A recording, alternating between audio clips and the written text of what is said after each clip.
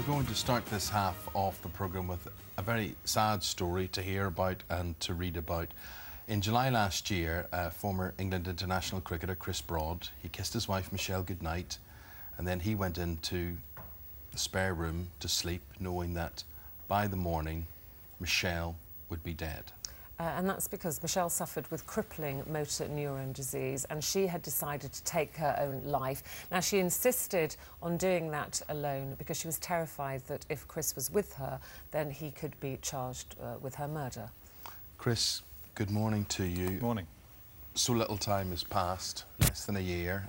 As I say, so sad to read about all this. Our condolences to you. How are you in the time that has passed? I'm fine. The thing with motor neuron disease is, I mean, Mish lasted for 14 months before she took her own life. So we knew at the time that it was a death sentence when she was diagnosed. So I suppose the grieving period started almost from diagnosis. So did she talk about it from diagnosis? Did she know? I mean, I had no idea that it was a death sentence. Yeah, it is. There is no cure. And the Professor Shaw, who diagnosed her, said the one thing you shouldn't do is go back and look on the internet. And of course, the first thing you do is go and look on the internet, and you find out all the facts and figures about it. So it was devastating for both of us to find out that there is no cure for it. But in that time, Mish decided, OK, I'm going to live the rest of my life the way I want. I've always lived my life. She was a very effervescent, lively character, and she continued for as long as she possibly could. And what was her big fear? Was it losing dignity? Was it pain? What was it? Absolutely, losing dignity. I remember she somehow managed to get a book about assisted, or about dying, about administering drugs to help you die, and I read about it afterwards. I read some of the book afterwards, and the one thing that was repeated time and time again is that terminally ill patients don't want to lose their dignity. They want to remain in control. She also wanted to protect you. She wanted you to have no part of all of this. How clear did she make that to you? Oh, absolutely clear. She knew probably from about 2 or 3 months after diagnosis roughly what she was going to do, and obviously had let her friends know that she wasn't ever going to be a blob, as she called it. She wasn't ever going to be reliant solely on one or someone else to look after her. And therefore she was going to end it when the time was right, and July was the time when she felt it was right. Did you, I mean, she talked about this, as Eamon said, very early on after she was diagnosed. Did you ever try and dissuade her? Because the thought of losing your loved one is very painful, isn't it? You must have wanted to hang on to her for as long as you could. Obviously, it's very painful, but it's also it's probably more painful to see them in a way that they wouldn't want to be seen. And Mish just didn't want to be reliant, didn't want to be pushed around, fed. You know, she wanted to keep her dignity. She wanted to remain in control for as long as possible. And she was an amazingly strong woman. To be able to make that decision and carry it through, because, you know, that's the key. Lots of people say, this is what I'm going to do, but to actually carry it through... And then the night that it actually had to happen and the subject had to be broached, how did she say to you, Chris, tonight's the night? Well, she planned it meticulously. She was an event organiser, worked for the European Golf Tour and IMG, so she planned the event meticulously, in that I was out playing golf that afternoon, that Monday afternoon. And as I was getting back into the car after having some dinner, I started getting phone calls from her friends, because she'd managed to walk down to the local pub.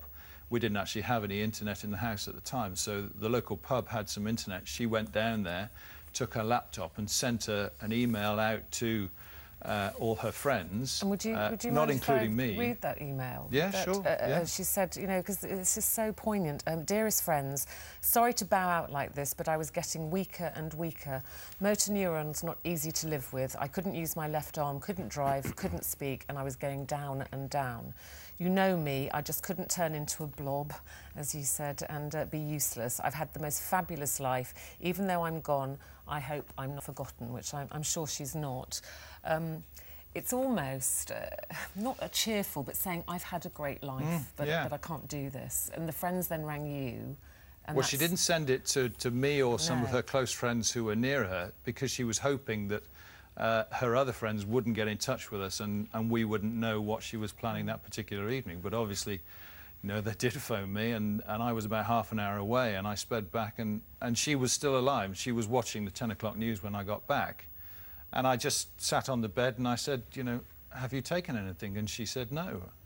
And I said, are you going to take something? And she said, yes, and you won't change my mind. And it's very difficult to describe, but there is that really calm, knowing feeling that she was in. She'd made her decisions, she dotted all the I's, she crossed all the T's, and this was it. And did you know the time was right? Did you feel the time was right for her? Or is there part of you that say just one more day, just one more week, just one more month? It's impossible for me to say to her, you know, don't do it now, do it in a week's time, do it in a month's time. She knew. But Chris, and this is the really tough bit for people to get inside their mind. You then had to go to bed that night. You had to say goodbye to her, and in whatever way that you did. Was that incredibly emotional, hard, difficult? Was it then to kiss her and walk away? Immensely difficult, as you can imagine. I mean, you know, someone that you love is saying goodbye, but she said goodbye in a way that there was no discussion about it. It wasn't an aggressive goodbye. It was, I'm fine. What did you find the next morning when you woke up? Well, to be honest, I didn't sleep very much. You know, I was tossing and turning a lot. And I went into the bedroom, and Mish was sat on the side of the bed, and she had what was called a peg, which is a feeding tube in her stomach, because by this stage she couldn't take any solids. And there was an empty glass on the floor, and there was a syringe in her hand, and she'd obviously syringed some liquid in through her stomach, and she'd just fallen back onto the bed. And she was breathing normally, deeply and normally. And I said to myself, oh, Mish, you haven't done it. What are you doing, you know? But she was like unconscious. That. Yeah, she was unconscious. Yeah. So what do you do? Where is the onus now on you? She didn't want you involved, but you knew what happened.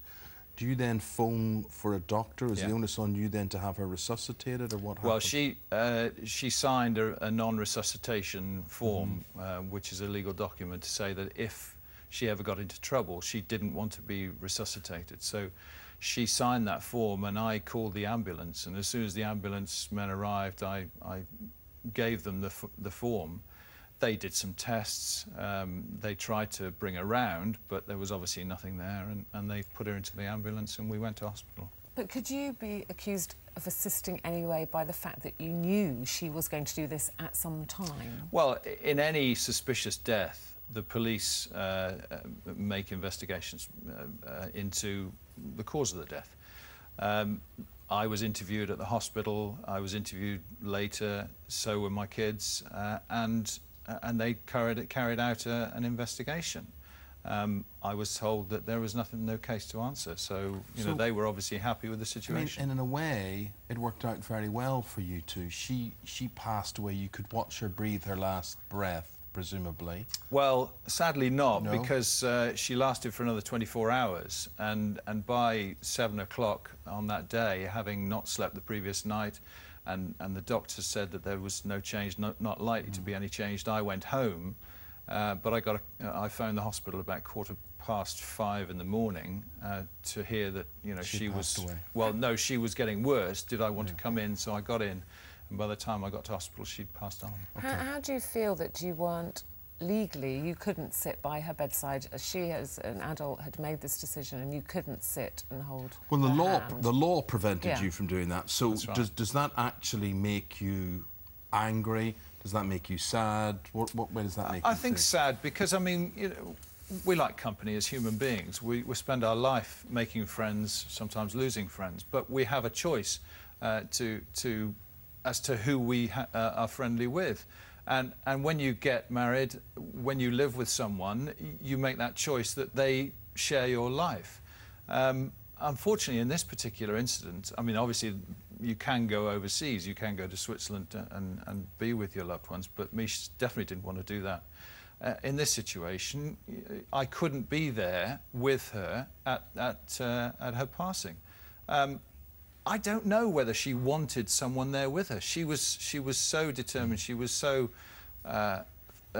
knowledgeable about not having anyone there. But I just feel that it would have been a nice thing for her in doing this to be able to have someone. Now, whether it was me or whether it was a best friend or both of us, I don't know. Well, Chris, you'll have had so many people, not only in tears listening to you today, but thinking about this whole situation, how it will affect them or might affect them. There's a commission sitting looking into whether the law should be changed or not. I know you've contributed to that.